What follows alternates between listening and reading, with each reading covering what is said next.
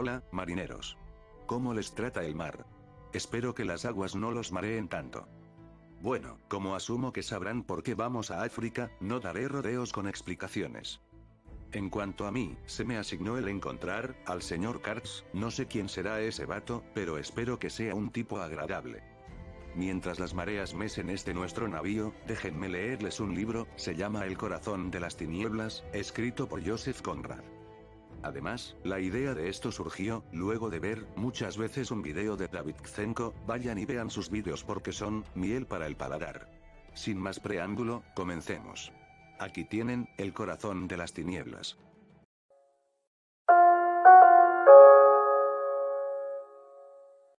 Advertencia.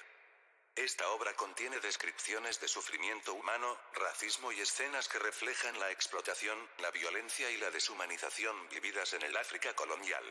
Aunque no hay violencia gráfica explícita, el relato transmite imágenes inquietantes y una atmósfera opresiva que puede resultar perturbadora. Cualquier inconveniente que tengas durante o después de este video, el único responsable serás tú mismo, porque has elegido verlo. Yo no me haré responsable. Has sido avisado. Capítulo 8. Es curioso, pero en aquel momento tuve la sensación de que aquellos detalles resultarían más intolerables que las cabezas que se secaban sobre los postes, frente a las ventanas del señor Kurtz. Después de todo, aquello no era sino un espectáculo salvaje, mientras que yo me sentía de pronto transportado a una región oscura de sutiles horrores, donde un salvajismo puro y sin complicaciones era un alivio positivo, algo que tenía derecho a existir, evidentemente, bajo la luz del sol. El joven me miró con sorpresa. Supongo no concebía que para mí el señor Kurtz no fuera un ídolo. Olvidaba que yo no había escuchado ninguno de aquellos espléndidos monólogos sobre qué. El amor, la justicia, la conducta del hombre, y otras cosas por el estilo. Si hubiera tenido necesidad de arrastrarse ante el señor Kurtz, lo hubiera hecho como el salvaje más auténtico de todos ellos. Yo no tenía idea de la situación, el ruso me dijo que aquellas cabezas eran cabezas de rebeldes. Le ofendió extraordinariamente mi risa. Rebeldes. ¿Cuál sería la próxima definición que debía yo oír? Había oído hablar de enemigos, criminales, trabajadores, ahora de rebeldes. Aquellas cabezas rebeldes me parecían muy apaciguadas desde sus postes. «Usted no sabe cómo ha fatigado esta vida al señor Kurtz», gritó su último discípulo. «Bueno, ¿y a usted?», le dije. «A mí. Yo soy un hombre sencillo. No tengo grandes ideas. No quiero nada de nadie. ¿Cómo puede compararme con?». Apenas acertaba a expresar sus sentimientos, de pronto se detuvo. «No comprendo», gimió. «He hecho todo lo posible para conservarle con vida, y eso es suficiente. Yo no he participado en todo esto. No tengo ninguna capacidad para ello. Durante meses no ha habido aquí ni una gota de medicina ni un bocado para un hombre enfermo. Había sido vergonzosamente abandonado. Un hombre como él, con aquellas ideas. Vergonzosamente. Yo no he dormido durante las últimas 10 noches». Su voz se perdió en la calma de la tarde. Las amplias sombras de la selva se habían deslizado colina abajo mientras conversábamos, llegando más allá de la ruinosa cabaña, más allá de la hilera de postes simbólicos. Todo aquello estaba en la penumbra, mientras nosotros, abajo, estábamos aún bajo los rayos del sol, y el espacio del río extendido ante la parte aún no sombreada, brillaba con un fulgor tranquilo y deslumbrante, con una faja de sombra oscura y lóbrega encima y abajo. No se veía un alma viviente en la orilla. Los matorrales no se movían. De pronto, tras una esquina de la casa apareció un grupo de hombres, como si hubieran brotado de la tierra.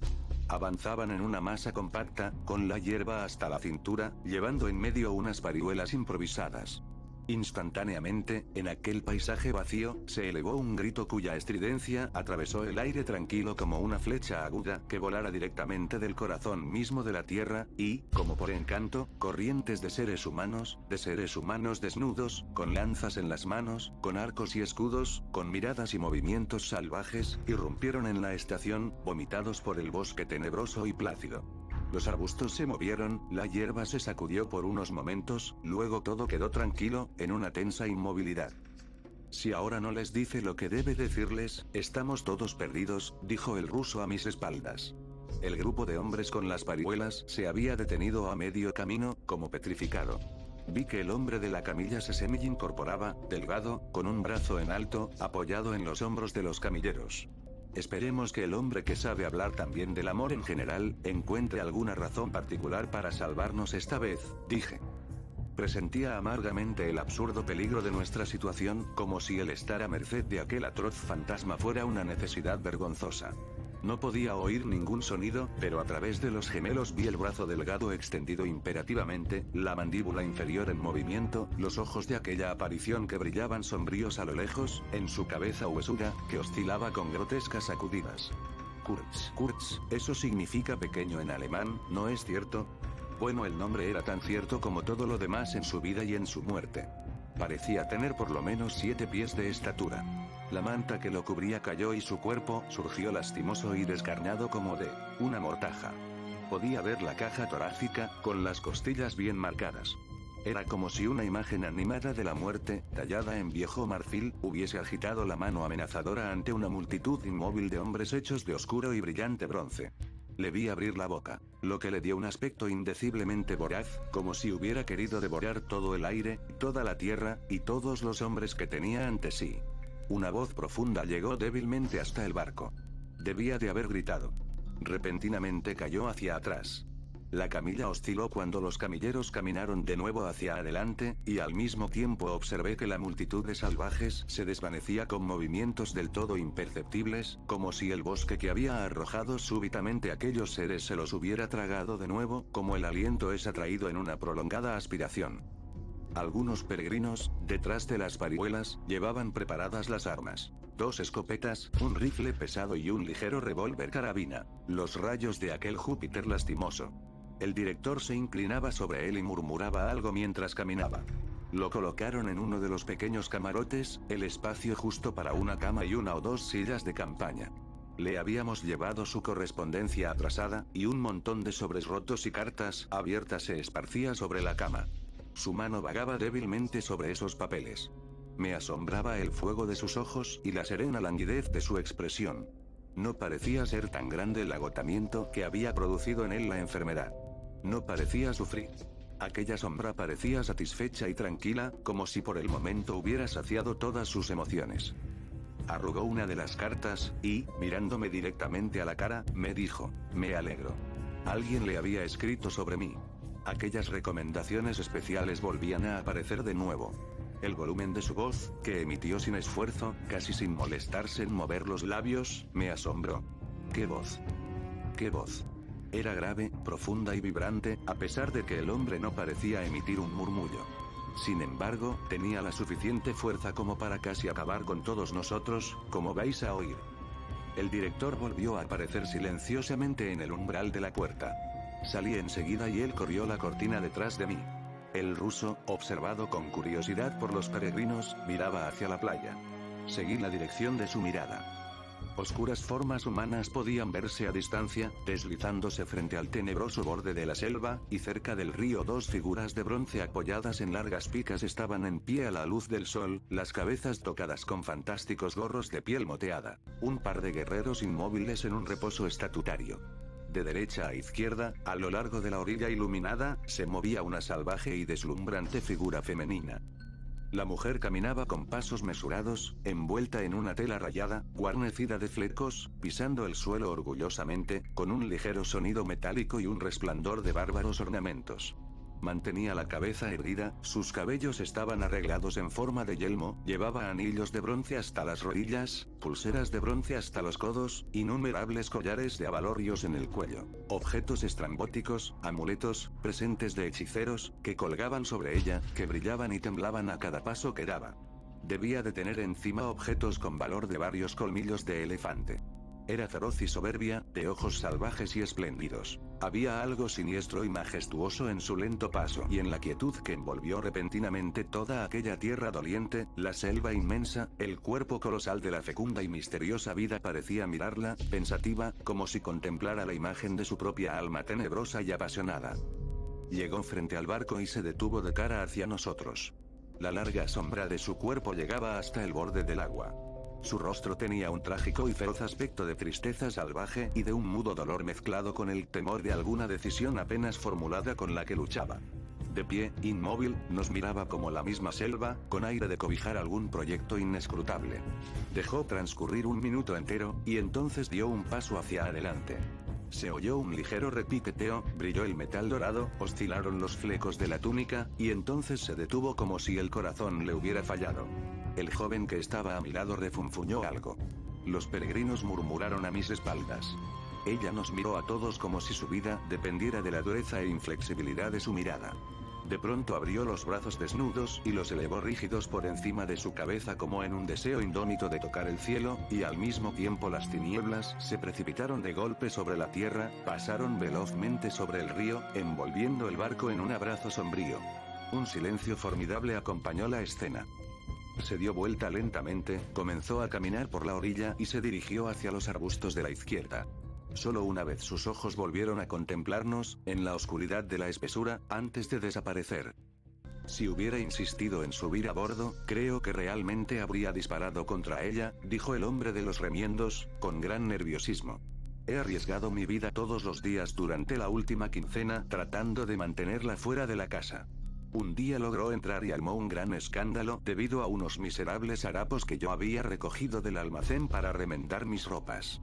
Debió haberle parecido un robo. Al menos eso imagino, porque estuvo hablando durante una hora y señalándome de vez en cuando. Yo no entiendo el dialecto de esta tribu. Por fortuna para mí, Kurz se sentía ese día demasiado enfermo como para hacerle caso, de otro modo lo hubiera pasado muy mal. No comprendo. No es demasiado para mí. Bueno, ahora, todo ha pasado. En ese momento escuché la profunda voz de Kurz detrás de la cortina. Salvarme. Salvar el marfil, querrá usted decir. Usted interrumpe mis planes. Enfermo. Enfermo. No tan enfermo como a usted le gustaría creer. No importa. Yo llevaré a cabo mis proyectos. Yo volveré. Le mostraré lo que puede hacerse. Usted, con sus pequeñas ideas mezquinas, usted interfiere ahora en mi trabajo. Yo regresaré. El director salió. Me hizo el honor de cogerme por un brazo y llevarme aparte. Está muy mal, dijo. Consideró necesario suspirar, pero prescindió de mostrarse afligido. Hemos hecho por él todo lo que hemos podido, ¿no es cierto? Pero no podemos dejar de reconocer que el señor Kurz ha hecho más daño que bien a la compañía. No ha entendido que el tiempo no está aún maduro para emprender una acción vigorosa. Cautela, ese es mi principio. Debemos ser todavía cautos. Esta región quedará cerrada para nosotros por algún tiempo. Deplorable. En conjunto, el comercio va a sufrir mermas. No niego que hay una cantidad considerable de marfil en su mayor parte fósil. Debemos salvarlo a toda costa, pero mire usted cuán precaria es nuestra situación. Todo porque el método es inadecuado. ¿Llama usted a eso?, dije yo, mirando hacia la orilla, un método inadecuado? Sin duda, declaró con ardor. Usted no, interrogación de cierre, yo no llego a considerarlo un método, murmuré después de un momento. Exactamente, exclamó. Yo ya preveía todo esto. Demuestra una absoluta falta de juicio. Es mi deber comunicarlo al lugar oportuno. Oh, dije, aquel tipo, ¿cómo se llama? El fabricante de ladrillos, podrá hacerle un buen informe. Pareció turbarse por un momento. Tuve la sensación de no haber respirado nunca antes una atmósfera tan vil, y mentalmente me dirigí a Kurz en busca de alivio. Sí, es verdad, en busca de alivio. De cualquier manera pienso que el señor Kurz es un hombre notable, dije con énfasis. El director se sobresaltó, dejó caer sobre mí una mirada pesada y luego respondió en voz baja. Y me volvió la espalda. Mi era de favoritismo había pasado. Me encontraba unido a Kurz como partidario de métodos para los cuales el momento aún no estaba maduro. Métodos inadecuados. Pero de cualquier manera era algo poder elegir entre las pesadillas. En realidad yo había optado por la selva, no por el señor Kurz, quien, debía admitirlo, no servía ya sino para ser enterrado. Y por un momento me pareció que yo también estaba enterrado en una amplia tumba llena de secretos indecibles. Sentí un peso intolerable que oprimía a mi pecho, el olor de la tierra húmeda, la presencia invisible de la corrupción victoriosa, las tinieblas de la noche impenetrable. El ruso me dio un golpecito en el hombro. Lo oí murmurar y balbucear algo. Hermano marino, no puedo ocultar el conocimiento de asuntos que afectarán la reputación del señor Kurz. Esperé que continuara. Para él, evidentemente Kurz no estaba al borde de la tumba. Sospecho que, para él, el señor Kurz era inmortal. Bueno, dije finalmente, hable. Como usted puede ver, en cierto sentido soy amigo del señor Kurtz. Declaró con bastante formalidad que si no tuviéramos la misma profesión, él se hubiera reservado ese asunto para sí mismo sin importarle las consecuencias. Sospecho, dijo, que hay cierta mala voluntad activa hacia mí por parte de esos blancos, que tiene usted toda la razón, le dije, recordando cierta conversación que por casualidad había oído. El director piensa que debería usted ser colgado. Mostró tal preocupación ante esa noticia que al principio me divirtió. Lo mejor será que despeje pronto el camino, dijo con seriedad. No puedo hacer nada más por Kurtz ahora, y ellos pronto encontrarán alguna excusa. ¿Qué podría detenerlos? Hay un puesto militar a 300 millas de aquí. Bueno, a mi juicio lo mejor que podría usted hacer es marcharse, si cuenta con amigos entre los salvajes de la región. Muchos, dijo. Son gente sencilla, y yo no quiero nada, usted ya lo sabe. Estaba de pie. Se mordía los labios. Después continuó. No quiero que les ocurra nada a estos blancos, pero naturalmente pensaba en la reputación del señor Kurtz. Usted es un hermoso marino y muy bien, le dije después de un rato. En lo que a mí se refiere, la reputación del señor Kurtz está a salvo. Y no sabía con cuánta exactitud estaba hablando en ese momento. Me informó, bajando la voz, que había sido Kurtz quien había ordenado el ataque al vapor. Odiaba a veces la idea de ser sacado de aquí además, pero yo no entiendo estas cosas. Soy un hombre sencillo. Pensó que eso les asustaría, que renunciarían ustedes, considerándolo muerto. No pude detenerle. Oh, este último mes ha sido terrible para mí. Muy bien, le dije. Ahora está bien. Sí, murmuró sin parecer demasiado convencido. Gracias, le dije. Tendré los ojos bien abiertos. Pero tenga cuidado, ¿eh? Me imploró con ansiedad. Sería terrible para su reputación que alguien aquí le prometí completa discreción con gran seriedad. Tengo una canoa y 3 negros esperándome no muy lejos de aquí. Me marcho. ¿Me podría dar usted unos cuantos cartuchos Martini Henry? Pude y se los di, con la debida reserva. Tomó un puñado de tabaco. Entre marinos, usted sabe, buen tabaco inglés. En la parte de la timonera se volvió hacia mí. Diga, ¿no tiene por casualidad un par de zapatos que le sobre? Mire. Levantó un pie. Las suelas estaban atadas con cordones anudados en forma de sandalias, debajo de los pies desnudos. Saqué un viejo par que él miró con admiración antes de meterlo bajo el brazo izquierdo. Uno de sus bolsillos, de un rojo brillante, estaba lleno de cartuchos, del otro, azul marino, asomaba el libro de Towson. Parecía considerarse excelentemente bien equipado para un nuevo encuentro con la selva. Oh, nunca volveré a encontrar un hombre semejante. Dijo. Debía haberlo oído recitar poemas, algunos eran suyos, ¿se imagina? Poemas. Hizo girar los ojos ante el recuerdo de aquellos poemas. Ah, ampliado mi mente. Adiós, le dije. Nos estrechamos las manos y se perdió en la noche. A veces me pregunto si realmente lo habré visto alguna vez. Si es posible que haya existido un fenómeno de esa especie. Cuando desperté poco después de medianoche, su advertencia vino a mi memoria con la insinuación de un peligro, que parecía, en aquella noche estrellada, lo bastante real como para que me levantara a mirar a mi alrededor. En la colina habían encendido una fogata, iluminando parcialmente una esquina de la cabaña. Uno de los agentes, con un piquete formado con nuestros negros, armados en esa ocasión, montaba guardia ante el marfil.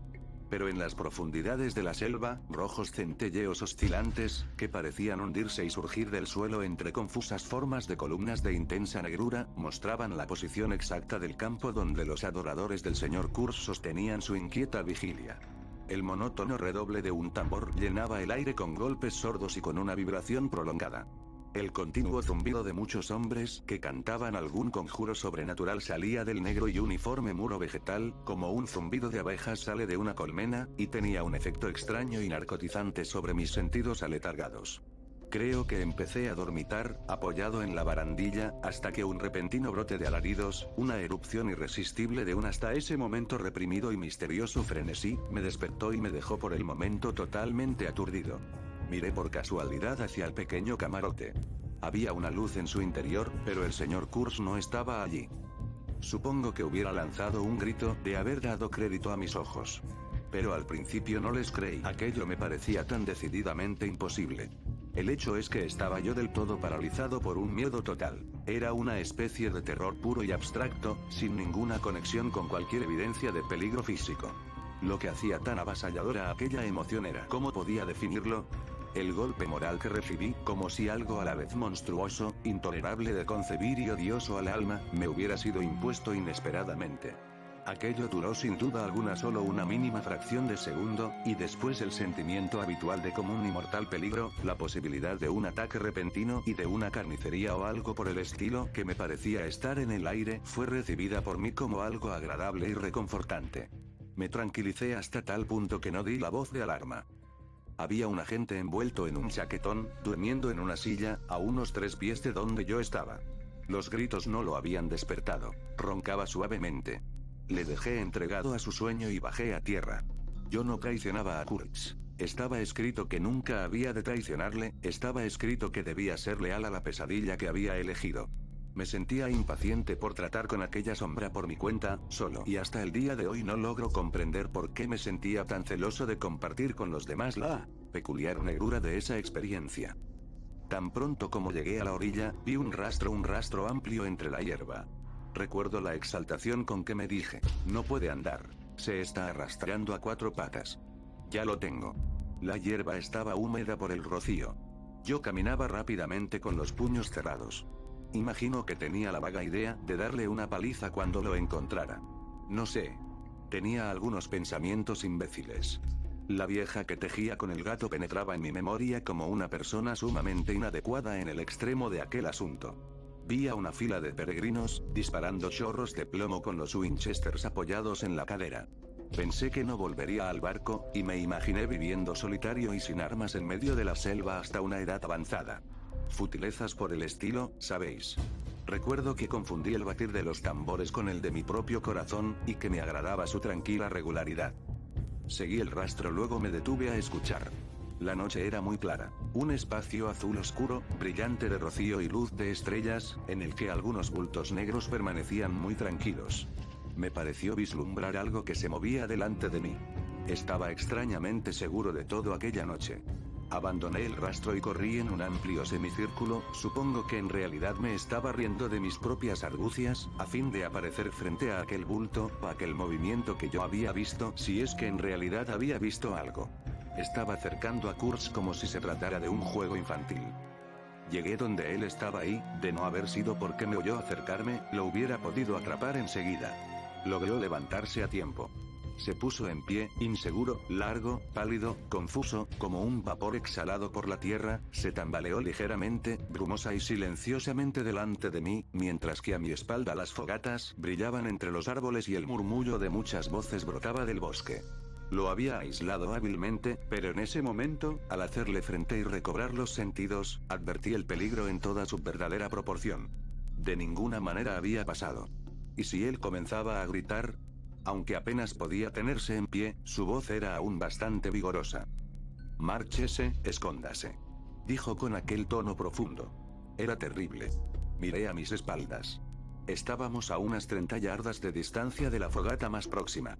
Una figura negra se levantó, cruzó en amplias zancadas, con sus largas piernas negras, levantando sus largos brazos negros, ante el resplandor del fuego. Tenía cuernos, una cornamenta de antílope, me parece, sobre la cabeza.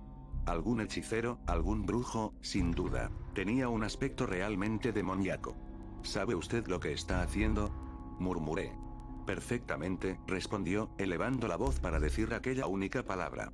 Aquella voz resonó lejana y fuerte a la vez, como una llamada a través de una bocina. Pensé que si comenzaba a discutir estábamos perdidos. Por supuesto no era el momento para resolver el conflicto a puñetazos, aparte de la natural aversión que yo sentía a golpear aquella sombra, aquella cosa errante y atormentada. «Se perderá usted, se perderá completamente», murmuré. A veces uno tiene esos relámpagos de inspiración, ya sabéis. Yo había dicho la verdad, aunque de hecho él no podía perderse más de lo que ya lo estaba en aquel momento, cuando los fundamentos de nuestra amistad se asentaron para durar hasta el fin, más allá del fin. Fin del capítulo.